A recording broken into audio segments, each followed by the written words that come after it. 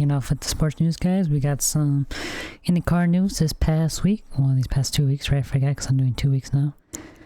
So, let's see. Previous week was... Oh, okay, never mind. I was right because previous week there was nothing that happened on. But this week, there was a test in Indianapolis at the Indianapolis road course with a couple teams were testing. ECR was testing... Actually, let me just fix this real quick, this camera, because I just realized you guys can't fly. Oh, that's what it is. That's what it is. Oh, okay. That's what it is. Makes sense now. Okay, we should be fine now. Okay, there we go. Alright, so teams that tested this past week on Monday, on the 13th of October, we had ECR test, we had RL test, we had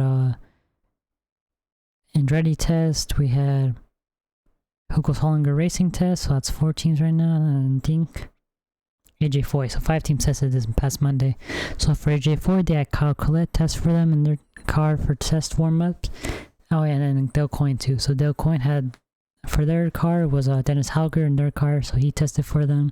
So the 2 rookies from IndyNext last year.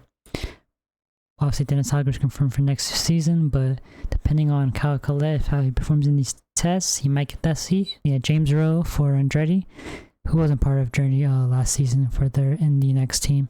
He tested for Huckels-Hollinger Racing, so he got his very first test in IndyCar, so it's cool for James Rowe to get his first test. His Wilmer Hughes is obviously now the reserve driver for Andretti, for their top team. So Lucky Hughes was the second best driver in Indy. Schumacher. Mickey tested for RLL this past Monday. So obviously a big name in F1, testing out a car for IndyCar, which he's still young, so he's like mid 26, 27, something like that, around my age. But yeah, he tested for IndyCar this past Monday, so that was pretty cool. For each driver, how they resulted in the final results for the tests on Monday. So yeah, so that happened Monday. Huckels-Hollinger Racing revealed one of their drivers for next season, which is Rinus VeeKay. So he's coming back to IndyCar with a different team. So it's their team in 3 years.